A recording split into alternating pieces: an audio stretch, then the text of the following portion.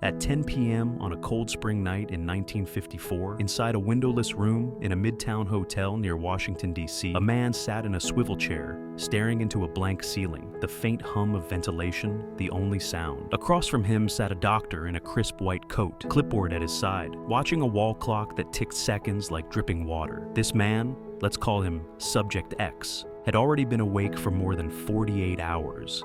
His eyes were rimmed red, his mind sliding in loops he couldn't escape, and the doctor was not here to help him sleep. He was here to test how far sleeplessness could take him, how thin the human mind could be stretched before it shattered. The experiment began simply enough.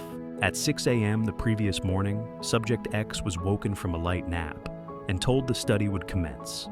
In a bare room, supervised but left alone in effect, he was denied rest. The lights stayed on, the ventilation whispered, the minutes stretched into hours. At 2 a.m., now more than 20 hours in, hallucinations began. A flicker of movement at the corner of his vision. A whispered voice he couldn't place. He rubbed his eyes. "You're doing fine," the doctor said.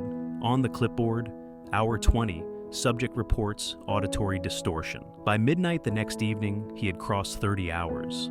The doctor increased ambient stimuli. A loud fan, intermittent beeping, bursts of white noise. The lights flickered once. "Maintain wakefulness," the doctor said quietly in the margins of his notebook. Hour 32. Subject complains of shifting shadows, partial paranoia. At each interval, the doctor offered no comfort, only a question. "How do you feel?" Each answer grew weaker, more disjointed. At hour 48, the subject began to slip. His fingers trembled. Time felt elastic. A clock ticked. Yet each tick echoed like a gunshot. Sweat beaded on his temple. He imagined a staircase leading nowhere, a door opening into darkness. The doctor circled the perimeter of the room, clipboard in hand, noting incipient depersonalization. At 3 a.m. the next day, he brought in another subject, Subject Y, to compare results. If one mind cracked, the other would too, the investigators believed. But then the experiment shifted. At hour 56, Subject X started to talk to the ventilation grill, requesting the ceiling to talk back. His voice wavered. The doctor scribbled, Subject X, disoriented, repeating phrases, Subject Y, intact. They swapped roles. Subject Y now received loud auditory bursts, flashing lights, forced standing. The doctor said nothing. At hour 72, the two men sat opposite each other, both silent. Subject Y's eyes darted. Subject X stared in waxy stillness. The researchers injected a mild sedative, not to let them sleep, but to keep them on the abyss between wakefulness and slumber. When the drug faded, the boundaries of day and night no longer existed. Time dissolved. A doorbell rang. No one came. The fan shifted. Shadows danced across the walls like fleeing ghosts. And then came the twist. At hour 80, the doctor announced the change in protocol. "We begin cognitive testing," he said simply. Sheets of paper were handed over. Words, shapes, recalling lists. But the two men, drained beyond usual fatigue, struggled. At hour 88, both men had hallucinated the same phrase. "The clock is your enemy." A moment of eerie synchronicity. The experimenters exchanged glances, the record keepers scribbled. This was beyond mere sleep deprivation. They had begun to map the collapse of the mind. Subject X, by hour 96, had collapsed into a near catatonic state. His speech slowed, his letters blurred.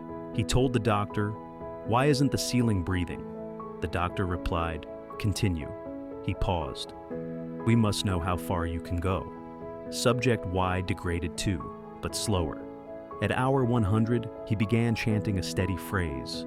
"It never ends." The doctor logged, "Chronic disorientation, possible breakdown." Then they stopped.